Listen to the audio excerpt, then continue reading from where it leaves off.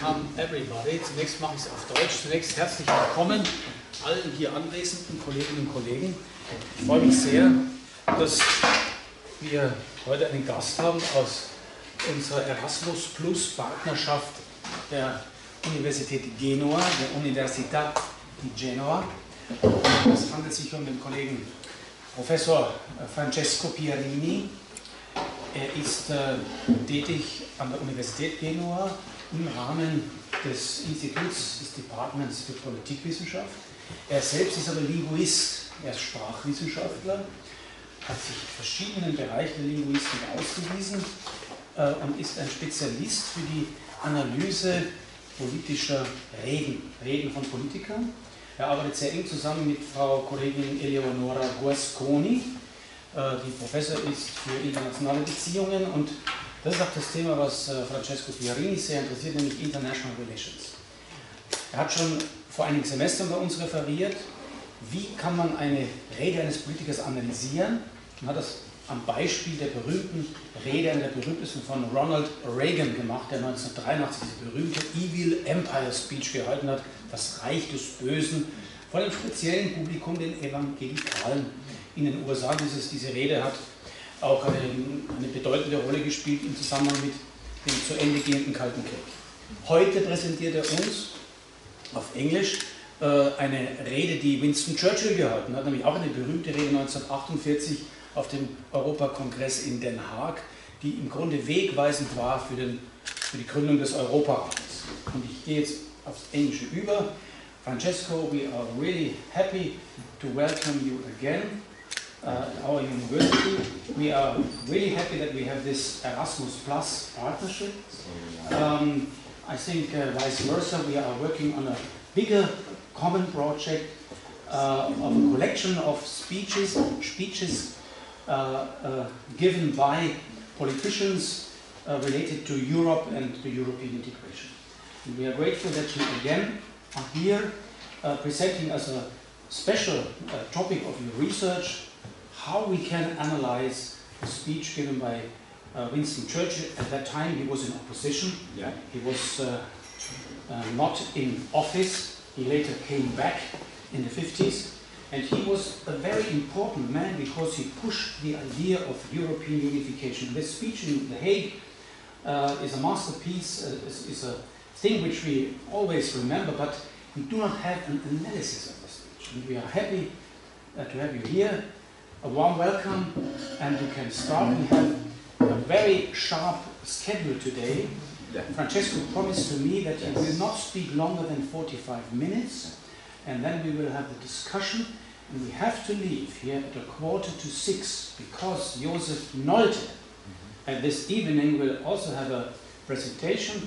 He has a book presentation in the Volkshochschule on Savonarola, Michelangelo and Luther, and we will be there also because we are our institute also a cooperation partner of this presentation. So we have to start with you. Thanks, Professor Francesco Pierini. He will start his presentation, and we are really eager to know more about the background of the speech by Churchill. I'll try to do my best. Yes. Thank you, Michael. I'm really grateful for being invited here. This is my second time in Hildesheim, and I'm really honored to be here. Yes, okay. Basically, what I'm going to talk about is this Congress, okay? That's the Hague Congress held on the 7th of May 1948, in which Winston Churchill gave a memorable speech. A memorable speech, of course, related to Europe. Let's have a very quick look at what had happened before. Of course, on the 19th of September 1946, Churchill had already given a very important speech at Zurich University to university students related to the same topics, of course. So he had already dealt with the Franco-German reconciliation and also with the reconstruction of Western Europe. But of course, in this case, today we are going to focus on the speech he gave 2 years later for the Congress in The Hague. Of course, it was a very important one, chaired by Churchill himself, with more than 800 delegates and politicians from over 30 countries. Of course, this Congress was based on laying the foundations for the establishment of the Council of Europe. Look, of course, as Professor Geller said before, I'm not a historian, I'm a linguist, so basically my research was focused on linguistic analysis, of course. So I tried to read, analyze, and interpret the document in order to see whether, this persuasive ability of Winston Churchill had some typical aspects that today I want to deal with you. So, yes, basically I was particularly interested in understanding how the sender, so Churchill in this case, can construct linguistic messages for the recipient. So, of course, the audience, not only the people involved in the Congress, of course, but the entire world, I would say. So basically, the two questions at the basis of this research are: what kind of lexis, so what kind of words, does he use to convince his audience? And second, how does he deal with evaluation and modality? We will talk about evaluation and the role of evaluation in language at a later stage. So basically, these are the two questions I'd like to deal with. So, evaluation is, in few words, what is good and what is bad.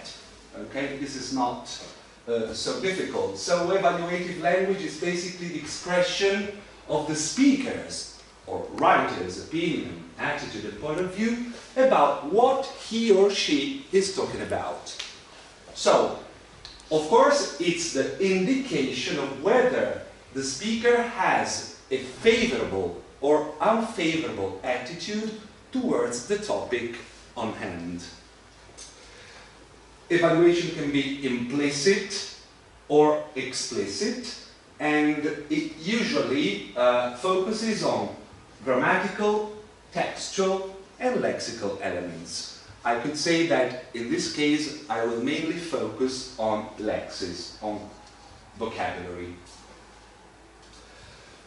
Modality. Modality is really interesting just because it refers to the system that speakers, or writers of course, can use to express their degree of commitment to something.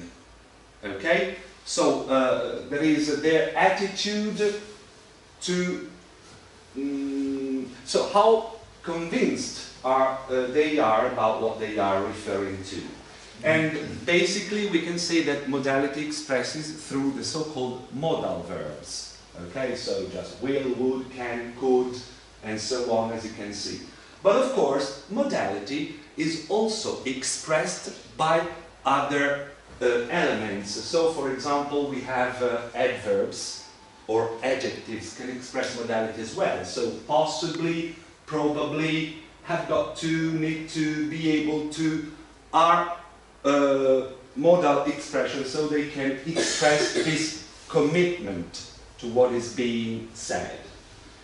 I think Thompson identified the right way to define modality. Modality is the space between yes and no. So, just to give you an example, we can start from a statement: the politician took the bribe. The politician probably took the bribe. The politician might have taken the bribe. The politician probably didn't take the bribe. The politician didn't take the bribe. So from yes to no, we can state things and also focus on how much we believe something happened or didn't happen. Okay? Look, of course, the word is the starting point of this research. So we have a text which is broken down into elementary particles, and these particles are words. Of course, words have different functions because based on their grammatical function, they have, they serve different purposes. So you can denote an object, talking about a noun, an action or a state, if you are looking at the verb, a quality with adjectives and adverbs, and so on. Okay? So content analysis makes use of specific software that can give some, say, data, useful data for linguistic interpretation. And that's what I tried to do. So first thing, look, basically I worked on 3 elements, okay? One is, this first table that you can see is about the lexical frequency. So here we have the top 10 words in the text, okay? Of course, you can see that this is a very short text because it's less than 3,000 words, okay? But of course, in any case, if you use the software, you can also have useful information, also if you have a very small corpus and not big corpora. So, of course, Europe occurs 30 times in the text. That accounts for 2%, and of course it's at the top of the list. But let's have a look at other words. Now just have a look at the list, then we will say something about the words. So we have Europe, our, word, here, must, upon, united, may, great, states. Some words are more relevant to linguistic analysis because we usually divide words into 2 categories. So we have full words, that is lexical words, words that convey a meaning, and we have empty words, that is grammatical words such as conjunctions or prepositions. They tend to connect sentences, but they do not convey any lexical meaning. So, for example, in this case, the software gives you the option to eliminate, to apply a stop list, and just work on full words, okay? As you can see here. Then there are some full words that convey more meaning than others. This goes without saying, of course. But let's have a look at some of them. So, Europe, of course, top of the list, as we said. Generally speaking, we could say this is a noun referring to a geographical entity, which seems to be, of course, the central theme of the speech. Our, this is very important, 28 occurrences. A possessive adjective referring to a subject of first plural form. Why is this important? Just because possessive adjectives and pronouns as personal pronouns relate to what is called inclusiveness. With these elements of grammar, you can understand what to include and what you want to leave out, to exclude. So this is why it's important. Then, of course, the word 16, a noun referring to a larger geographical entity, is important, but then we will see that it occurs as a noun, but also as an adjective, so the functions are different. The adjective united, 13 occurrences. The word states, 10.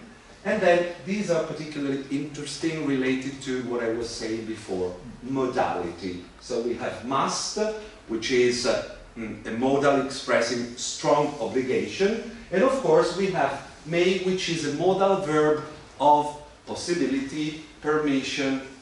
So of course they have different roles. But now we can see better. So, as I said, our is an inclusive word, of course. The reference in the text is mainly to the political project of a united Europe. So I just isolated some meaningful sentences because I didn't have time, of course, here to present all the examples. So since I spoke on this subject at Zurich in 1946, and since our British United Europe movement was launched in January 1947, events have carried our affairs beyond our expectations. So in this case, of course, it tends to, consider the people as one element. It can also refer to European people. So in some cases, it doesn't just refer to politicians and the job they are doing together, but it refers to the people who live in Europe. Okay? Letting national rancors and revenges die by progressively facing frontiers and barriers which aggravate and congeal our divisions, our quarrels, our follies, our fearful words, okay? And the like. There are other examples. As I was saying before, the word, the term word often occurs many times as a noun, as we said, so the globe, the earth, of course, but also as an adjective, and refers respectively to the organization of the word in geopolitical terms. For example, on the contrary, I have always believed, as I dared in the war, that the Council of Europe was a subordinate but necessary part of the world organization. In this case, world as a noun has a function, works as an adjective in this case. But it can also refer to government. So, for example, the design for world government might have followed a system of 3 or more groups of armies, and so on. So, this is what happens with world. United. United can be used as a reference to the United States of America, of course. And so we have, for example, the mighty Republic of the United States has espoused the Marshall Plan. But united can also refer to Europe, to a united Europe. So, as you can see here, we need not waste our time in disputes about who originated this idea of united Europe. So, we have both a reference to the US and to this united Europe. Okay, now let's have a look at some words as regards modals. Okay? So must, of course, we said it expresses a strong obligation and it's the highest degree of commitment to an obligation. We must do something. It means I do believe this is extremely necessary. I think there is an obligation. We must all be thankful as we sit here that the nation called to the summit of the world by its mass, blah, blah, blah, blah, blah, okay? We must do our best to create and combine the great regional unities. And we must affirm what we mean and what we want. Now, I'm not going to read them all. What I'd like you to notice is the fact that must is a very strong verb, but its power is sort of mitigated by this collectiveness which lays on the pronoun we. It's not you must do something, of course, that would sound, in order, but it's we must. So maybe it softens the tone a little bit. It makes it more mitigated, though, of course, it's a strong one.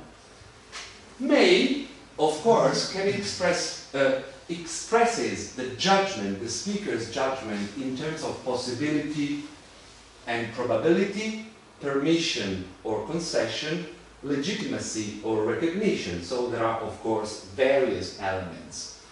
Our powers may be limited, but we know that may be limited.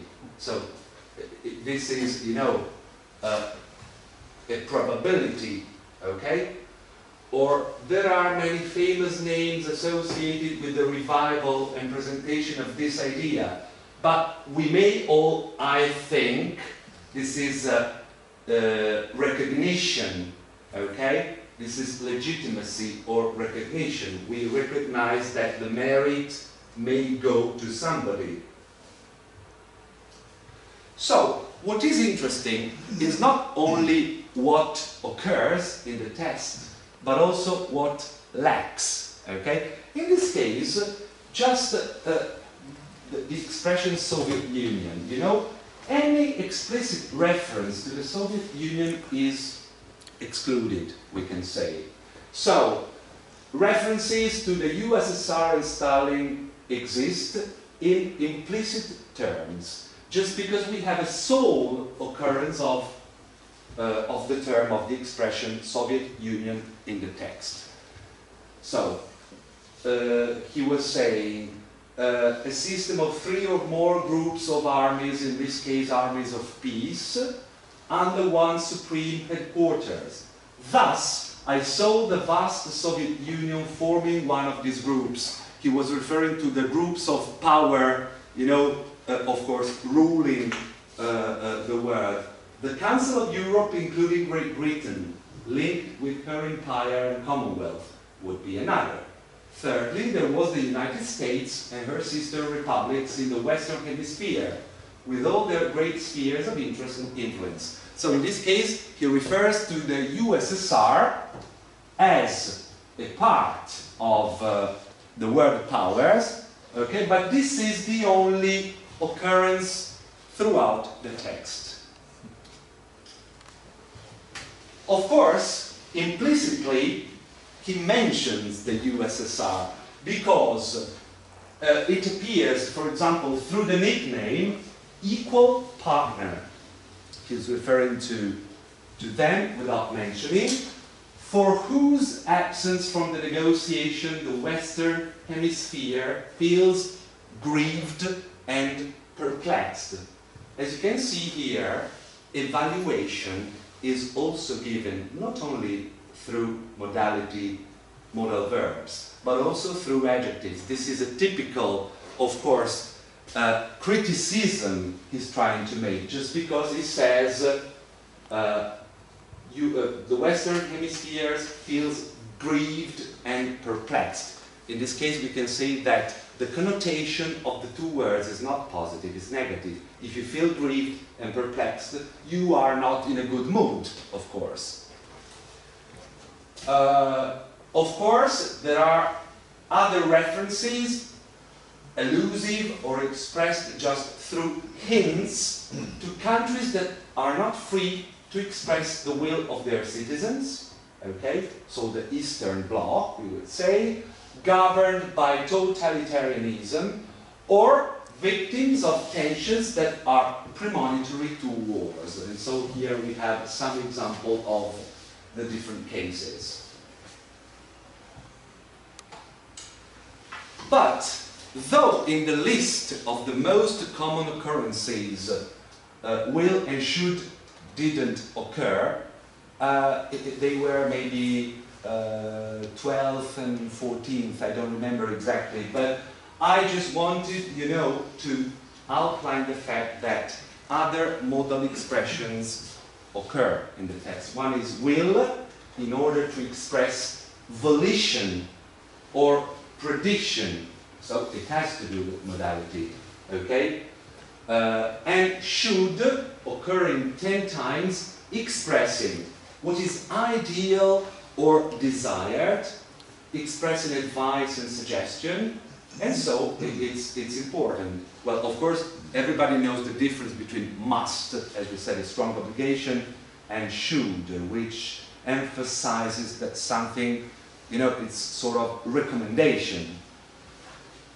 At the beginning, talking about Italy, Italy who should now resume her full place in the Committee of Nations. Or I thought at that time, when I had great responsibility, that there should be several regional councils, august but subordinate. So this is why I just wanted to, of course, should is a way to mitigate modality, but in some cases should could be replaced by must. That would be 100% commitment to what you are saying. Should, of course, tends to, you know, sweeten the pill, we could say. Need, as well, expressing soft obligation, but if you consider need, in most cases, it's just a substitute for must. But of course, you want to be more polite, okay? We need not waste our time in disputes. Talking about the Western countries, it means we must not. But of course, you want to be kinder. You want to be more polite. Or, and we shall need all the comradeship and not a little luck. So, as you can see, need is a bit tricky because it tends to hide a strong obligation with, say, a softer form. Can, expressing ability and permission. So, as you can see, it occurs 8 times and 3 times in its negative form, of course. Something can happen or can't happen, but basically it expresses this, this ability. Okay, second element. So first, the list of the most common occurrences. Second element, trigrams. Okay? So as you can see, trigrams are important when you do linguistic analysis, just because the software can give you a list of repeated segments, basically composed of 3 graphic forms, as you can see, and in this table you can see, so the number of times the expression occurs, the frequency, of course, the percentage, and the prominence. What's the prominence, basically? Prominence is, of course, you can see it's expressed by the percentage. Depending on the position of the trigram in the text, it outlines the fact that something is said at the beginning of the text or towards the end. So the higher the percentage of the prominence, the more important in the text, just because you can find it at an earlier stage. Okay? So, of course, of the past, the United States, as you can see, occur 4 times. So it's relevant the fact that Churchill refers to the past just because he suggests the follies of the past, the hatreds of the past should be avoided. And of course, the United States, just because it's really important that the US are here today, and they are not against an idea of a united Europe. But, as you can see, the following expressions all occurred 3 times, and particular prominence is given to of the United and the Marshall Plan. We have 65.3 and 69.8. Well, in this case, of course, we should see what of the United refers to, of the United Europe or of the United States of America. But the Marshall Plan is, of course, a typical reference to the United States. So we can say that the United States, the US, represent an important element of the speech. But, yes, in this case, we could say that what we notice from the analysis of these trigrams is Churchill's attention to the United States of America is preponderant, the Marshall Plan, the United States. Churchill's idea of a united Europe is another primary element of the speech of united Europe, and call to a sense of responsibility is made through of the past, which occurs first, because we have the wrongs and hatred of the past, forgetting the hatred of the past, or inspiration of the past, and look, treasures of the past. So, of course, it's an important expression in the text. And the careful evaluation of the world geopolitical order, which plays an important role in the trigram, the world organization. So, America, the geopolitical order of the world, in which America plays an important role, and, you know, an encouragement to Europe to find a reason to be together, referring to a past period of culture, treasure, and you know, he also talks about rebirth. Rebirth, actually, that's a renaissance. Last element, concordances. In this case, you will have noticed I had left out the word Europe, which appears 30 times in the text as the most recurring element in the text. But in this case, you can see this third element of my analysis, concordances. So, what are concordances for? Basically, you isolate a word, okay? You find a search word, a keyword, in this case Europe, and through a software called Lexical Tutor, you can see this word in a context. So you can see the words on the left and on the right in order to, you know, better understand how this word is used. So, as you can see, there are some meaningful elements on the left, but there may be on the right. Just because it's a bit difficult to read here, these are, you know, the sentences in which the word Europe occurs. Have a look. Nothing less than the union of Europe as a whole to create the new Europe. New is a positive word. Evaluation is positive in this case. No one can suppose that Europe can be united. Europe can only be united by the heart. The unity of Europe cannot be at present complete. We seek nothing less than all Europe. And it goes on with similar sentences, often recalling this unity, of course. Look, there are also some, you know, recalls to the past, as I said before.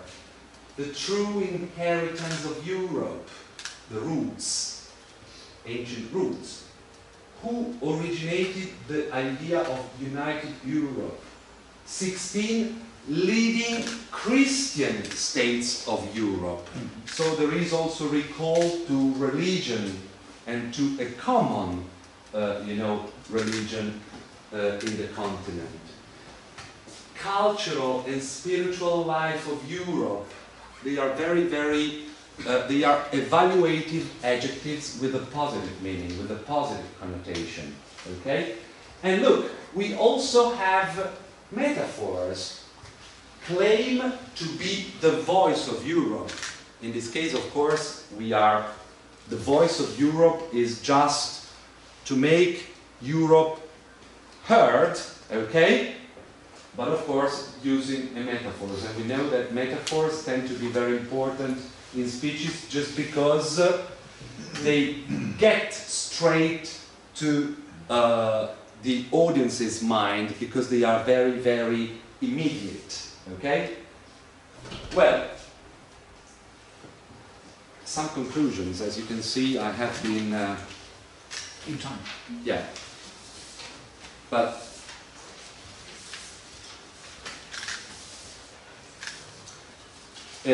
I'm going to read something because otherwise I might forget something. So, what emerges from the analysis of the combination, in this case, as we have seen, where Europe appears, it is quite clear that the focus of the speech is on the desired unity of Europe, and Winston Churchill addresses the European discourse through a broad and structured rhetoric. It appeals to emotions in the Aristotelian sense of pathos, so citing common religious and cultural roots, Christian states of Europe, and a supposed cultural and spiritual life of the continent. As we said, he uses metaphors, and look, yes, so for example, to rebuild Europe from its ruins. Of course, this is a metaphorical expression, but meaning, of course, something more concrete. So, based on what I said, on the data analyzed through the automatic analysis of the text and on the interpretation of such data, I've tried to express what Churchill said in this memorable speech in The Hague. So first we can say that the nodal theme of the need for a united Europe emerges, and to this end he repeatedly draws the attention of the speakers to the conference on the common heritage of the old continent. But the role of the United States of America is no less important in the speech, which has been mentioned several times with strongly positive connotations and great respect for the US. The crucial role played by the Americans, according to Churchill's repeated assertion, is highlighted many times, for example, through the reference to the Marshall Plan, and also with other examples. The narration of Europe also has rhetorical figures of highly emotional values.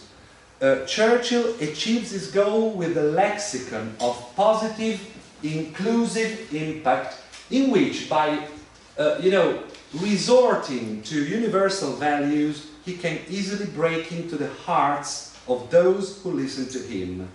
But he's able to arouse fear, some fear and anxiety, by evoking the horror and devastation caused by the war, of course.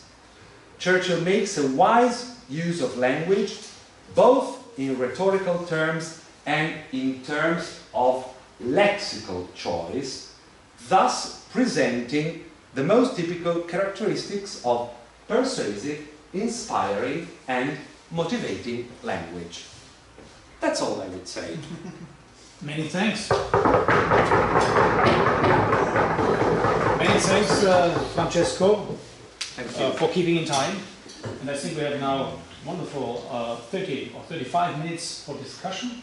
I would like to raise a lot of questions, but I would not do that because I look to the audience, and I would like to propose to collect, let's say, the first questions, and we'll have collected questions and then having you to answer them. Please.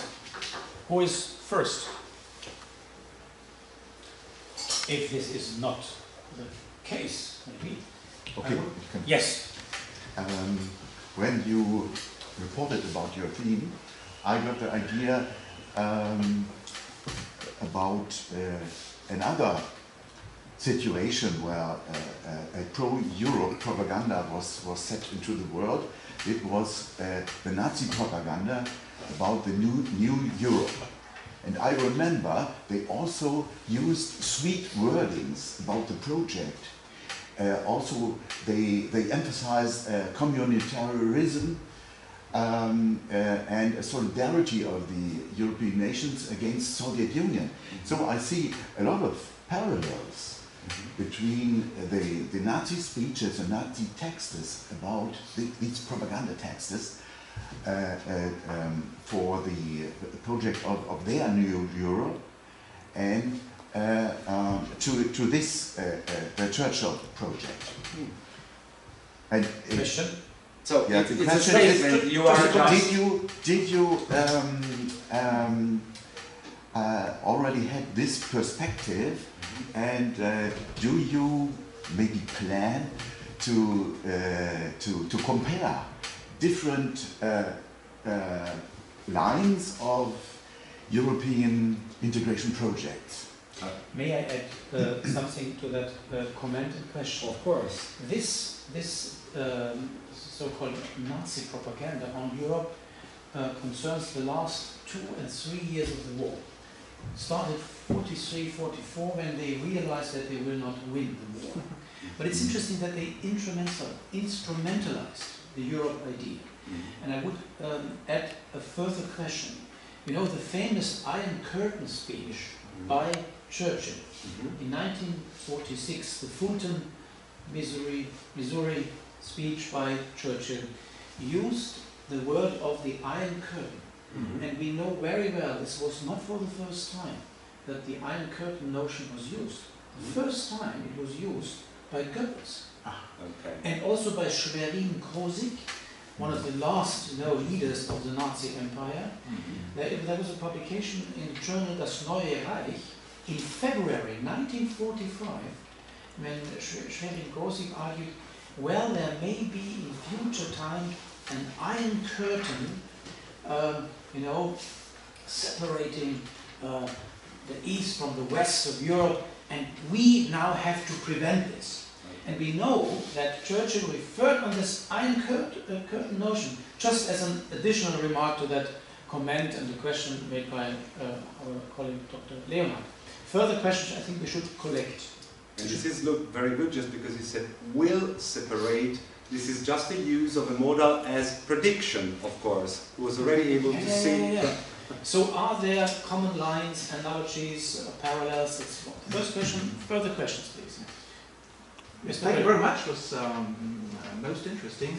And I wonder if you have found out some new expressions used by, and created maybe by Churchill himself, like, for instance, yes, the Iron Curtain, now I learned wasn't his own creation, but for instance, some didn't speak of propaganda anymore, but of public relation, and meant a similar phenomenon, maybe. Have you found out some new aspects? Well, I would say, yes. Yeah, right.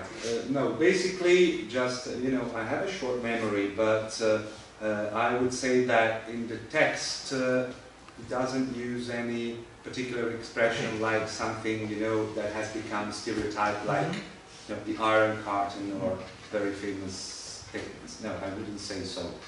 But I might have a look to, see. As regards, what you said, I guess, maybe, of course, this is just the analysis of a speech, of a single speech. In some cases, analysis should be done with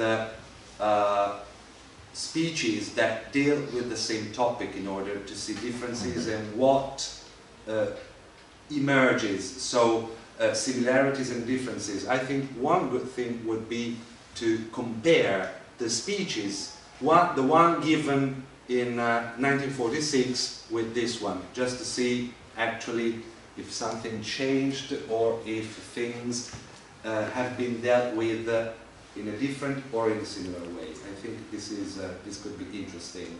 Yeah. Further questions? If this is not the case, I would like to raise one. Do you also include in your analysis, the visual history approach, looking to photos showing Churchill when he gave the speech, or also, have an audio file, Okay. or also maybe a film, you know, and looking how Churchill behaves. Did he embrace, you know, his audience when you looking to inclusiveness and so on? Yeah. So this is one thing. Okay. Look, this is something that I mean, contemporary linguistics tends to do, and of course. It implies also a reference to non-verbal elements in discourse. Right. And this is extremely important because it could give other elements. In most cases, I usually tend to work on the transcript of speech. Sometimes, if there is any, I watch video, but I guess that this kind of, you know, mix between linguistic and extra-linguistic features, I mean, should deserve, you know, specific research. It's really interesting to see, for example, if, you know, the words uttered tend to correspond to, you know, facial expressions and stuff like that, just to see whether he's lying or not. In this case, I guess that support by psychology would be very, very important. This could be, you know, regarded from a very interdisciplinary point of view, I guess. In this case, I don't know whether I could be able to do it. I think it's interesting to see when he stops, you know, when speaking, and look into the audience, and making a pause, Yeah. or when he started to be louder, or when he spoke more silently. Yeah. You know, it's a trick. If you are in a classroom or in a seminar and students are talking, you know, and if you, you know, be more and more louder, the discussion is going on the students. If you will be more silent, you know, they stop talking. Yeah. Because you see they wanted to know why he is stopping. Well, of course, talking or being more silently. So this is also, I think, an element we should take into account when you look into the strategy of the speaker. My general question is, you are analyzing this structurally brilliant. When looking to Churchill and preparing his speech, has Churchill, all these things in mind when writing his speech? Or has he a writer also? So, ghostwriter. And, you know, we are analyzing all these aspects, you know, modal verbs and mandatory and not mandatory. Is he also like a constructor of this speech acting, or is this more, you know, doing that, like, yeah, a work in progress and writing, and not really reflecting about an analytical and structural, you know, strategies? Yeah, well, I think well, he was too good an orator in order to, you know, give an impromptu speech, you know, extemporaneous speech. I guess everything is studied in detail. Then, of course, an analysis of nonverbal elements, like you said, for example, pauses. Pauses are a good sign because they can have two opposite meanings. One is, oh my God, I don't know what to say, and this is a problem. Or, I want to, you know, create suspense in the audience. And this is just a good way, you know, to grab their attention. Or also, tone of voice, you know, just avoid a dull tone, just, you know, with ups and downs, as you said, in order to keep the audience alive. Of course, I guess he was really good at using these tools of persuasiveness in public speaking, of course. Thank you.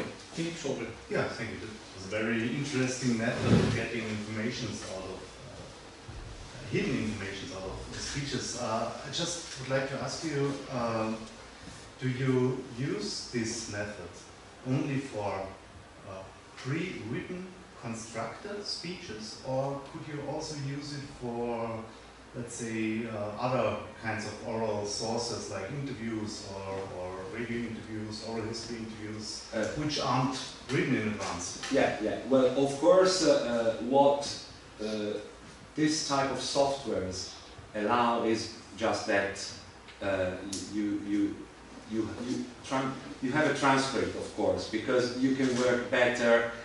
Of course, if you don't have the transcript, you should create it. Mm-hmm. Yes, this is. But of course, there are many oral speeches nowadays. If you Google them, you can also find the transcript nowadays. So it's really rare that you don't. And of course, you can do conversation analysis, so it works for a speech, but also for conversation. I guess in any situation in which communication takes place, basically. Okay.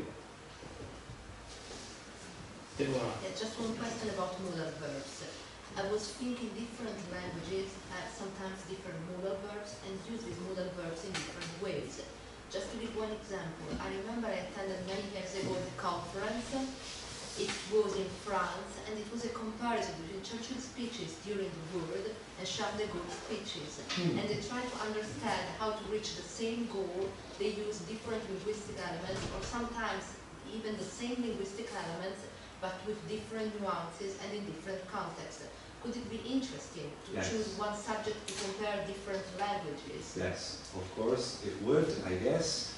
In this case, this is something you could do just because you master both languages. I'm not such a good French speaker in order to do this analysis, so I'm looking for a French-speaking volunteer.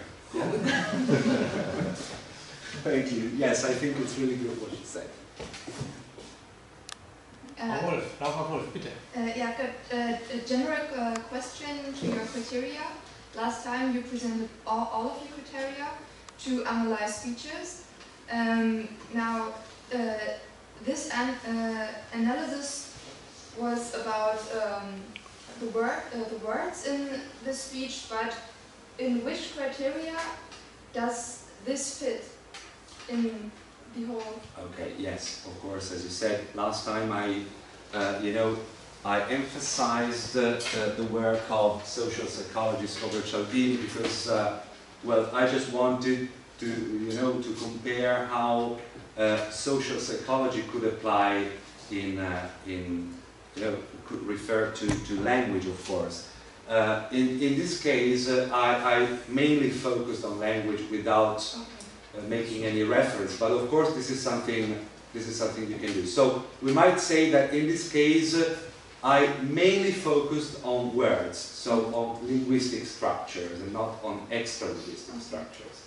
So if the other ones would see the whole broader concept presented by Francesco Pierini, you have to look at our institute's website. You can see the presentation on the Reagan speech, and there he, developed the whole range of criteria how to analyze the speech. So you can click on that link, and you will see that. I have a, let's say, historical date-oriented question. Maybe. So I won't be able to answer. Let's see. You said he, for several times, referred to the Marshall Plan. Yeah. We very well know that the Marshall Plan was announced in June 47. But for the whole year of 47, also the first months of 48, nothing happened. Because the OEEC, which then was created in April 48, was just established in April 48 in order to make the Marshall Plan running, manageable. And I think this speech, we gave this speech in May, on 17th of May. Yeah. It was 2 weeks after the OEEC just was created in Paris in order to distribute all the Marshall Plan funds. And it was a very new organization for all the Europeans. And they had to learn how this will now work.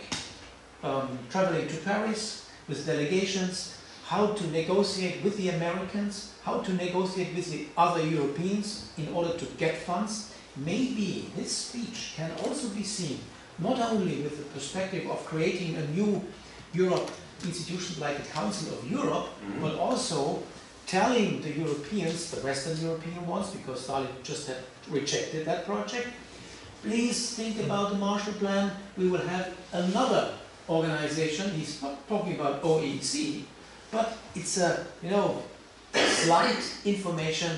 Look, Marshall Plan is now implemented, and a second call, a second, you know, invitation to take this project very serious, because the Western Europeans were at that time not really on a total common line how to deal with that way of getting now the funds. They had to dispute under themselves and have to find strategies how to get for all needs the funds. Not only the funds, not only money, but also, you know, machines and credits and so. Just an idea. Yes, Michael, I guess this is just a demonstration of what we were, you know, talking about with yes, with Deborah first, just because we were saying that in this case, you know, different disciplinary perspectives can help one another. So, of course, I'm not a historian, and so something, you know, maybe can't get the right attention it should have. But this is why I think historians and linguists, but also other, you know, scholars should cooperate, just because maybe the perspective would be 360 degrees in this case, you know, from different, and so, yes, of course there are many aspects that as a linguist I leave out. I focus on the text, and maybe, yes, these are the historical details that I ignore. I have to tell you that we have a long list of speeches from Churchill to Macron, and we have this in a bigger framework of a common project with Genova and Jean Monnet's application by a colleague from Genova, and we will work together in order to analyze all these speeches on Europe. And that's why we are grateful to have a sociolinguist, you, having a very close eye to all the transcripts, because we have not the knowledge with this, you know, we say Wortfeldanalyse, nouns analysis, word field analysis, and all these aspects you mentioned here. Further questions? A little methodological question. Are you able to, or do you have projects to concentrate your conclusions to just a kind of number which shows the degree of a bias? Maybe from 1 to 10, the bias pro or contra Europe.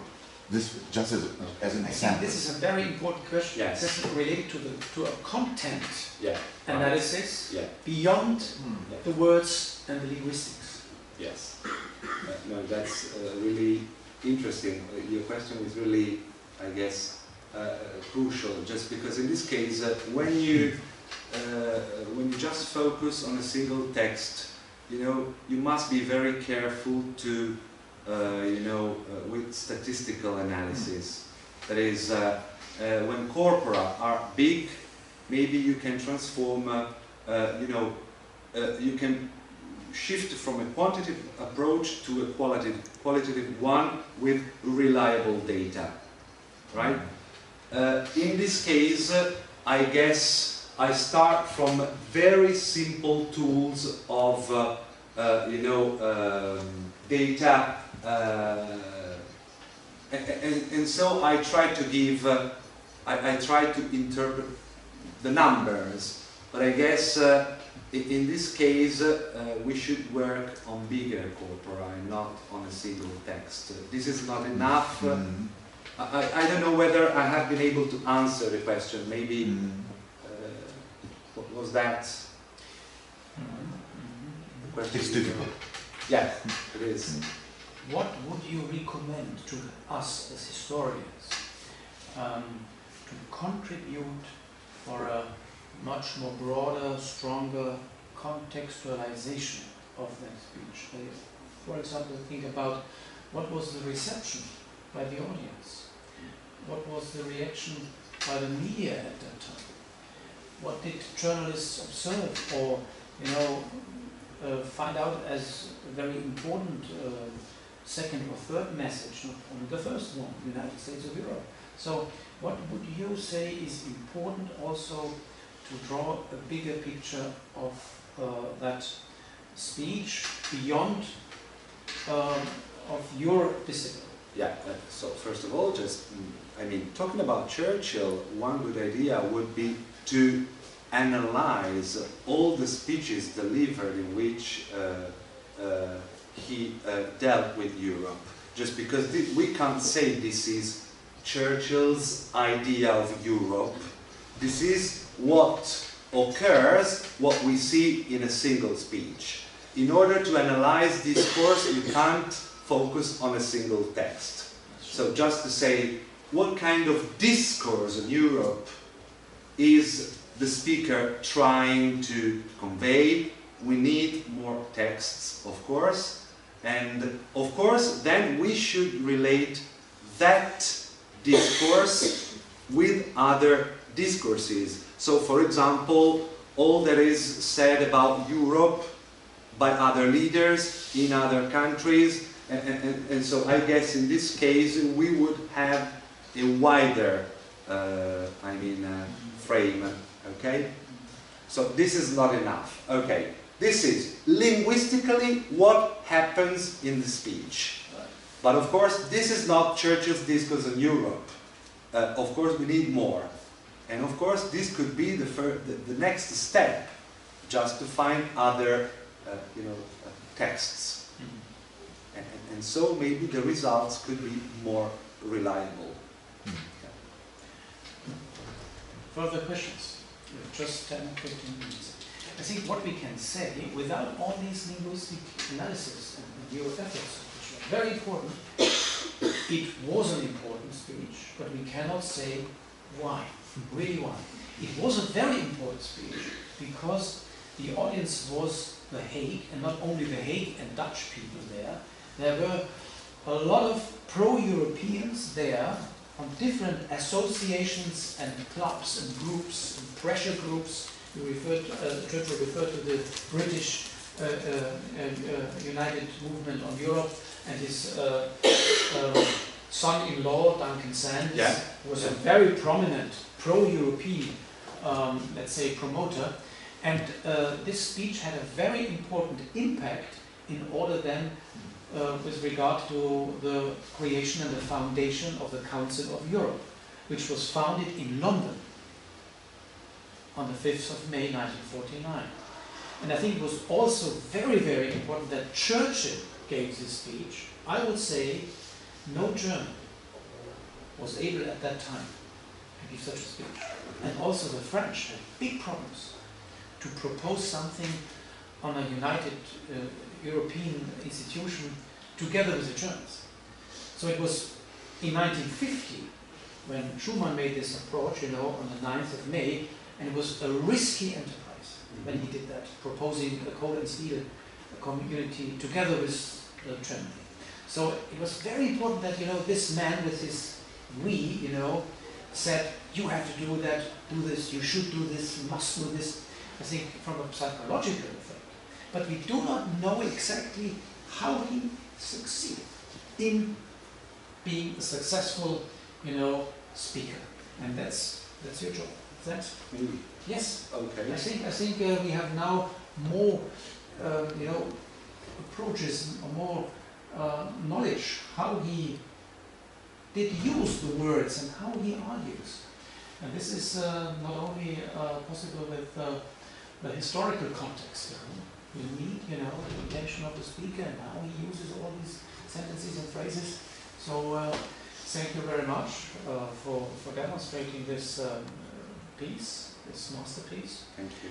And if I look to the audience, I do not see further questions. I would like to thank you, all of us here. Many thanks, and we will be happy when you come again and represent the next speech of a European, policymaker. What is very interesting is the case that Churchill was not really pro-European on its own. Yeah. That's very interesting. There's an article by Klaus Lares, and he showed that he is using the idea in order to pushing the French and the Germans working together, but he said not, let us unite. He said, you have to unite. Yeah. So Britain with Europe, but not in Europe. Exactly. If I'm not wrong, he said something similar. This is his point. So as you said, maybe his intention was the one you mentioned. Yes, he would like to push the Europeans in order also to build up a bloc against the Soviet Union. Yeah. So, many thanks and come back again. You too, please. Yes, We are we'll do waiting that. for you. Many thanks. Vielen Dank fürs Kommen und für die Bereitschaft mitzudiskutieren. Wir sehen uns im Forschungskolloquium wieder.